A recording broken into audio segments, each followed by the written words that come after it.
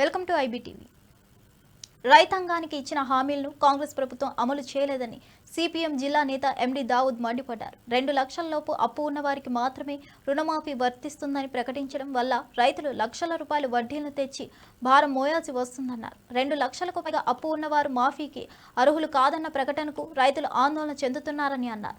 గతంలో టీఆర్ఎస్ పాలనకు వరి చేస్తే ఉరి వేసుకోవాల్సిన పరిస్థితి ఉందని, అందుకే కాంగ్రెస్ ను గద్దెనెక్కించామన్నారు.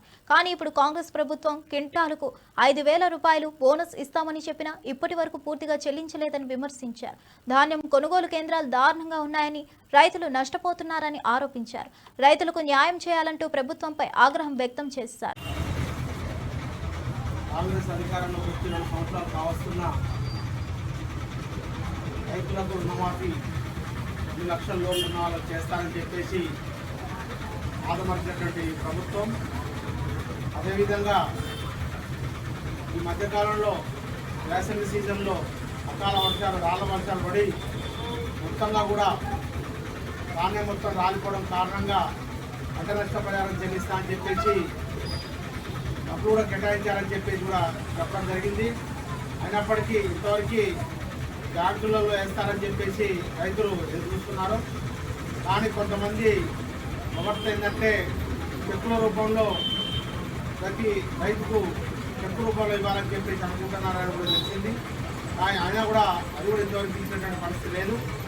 ఈ రకంగా కెనరా బ్యాంకులకు సంబంధించి 2 లక్షల రూపాయల రుణానికి సంబంధించి రుణమాఫీ అయిందని చెప్పి వెళ్ళి అడిగితే బ్యాంక్ మేనేజర్ ఏం చెప్తా ఉన్నాడంటే 2-3 సంవత్సరాలకు ఒకసారి మా యొక్క లోన్ అకౌంట్ నెంబర్ మారుతుంది, కాబట్టి మీ గతంలో ప్రభుత్వం అడిగినప్పుడు పాత లోన్ అకౌంట్ ఇచ్చాము, ఆ అకౌంట్లో డబ్బులు పడి ఉండొచ్చు, కానీ అది మమ్మల్ని అడిగితే రాబోయింది, లోన్ అకౌంట్ మారింది, మీ డబ్బులు ఈ అకౌంట్ నెంబర్లో లేవు, గత పాత అకౌంట్ నెంబర్లో పడి ఉండొచ్చు, మీరు కలెక్టర్ గారిని అడుక్కోండి, లేదంటే ప్రభుత్వాన్ని అడుక్కోండి అని చెప్పేసి దురుసుగా మాట్లాడుతున్నటువంటి పరిస్థితి ఉంది. కాబట్టి ప్రభుత్వం ఏదైతే 2 లక్షల రూపాయల రుణాలు కానీ, అదేవిధంగా పంట నష్ట పరిహారం కానీ, అదేవిధంగా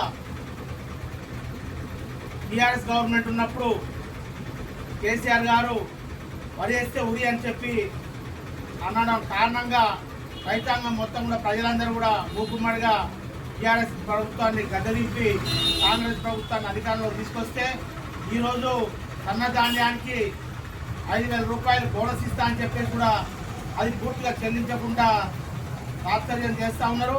కాబట్టి ప్రభుత్వం ఈ రకమైనటువంటి రైతాంగ సమస్యల మీద స్పందించాలి.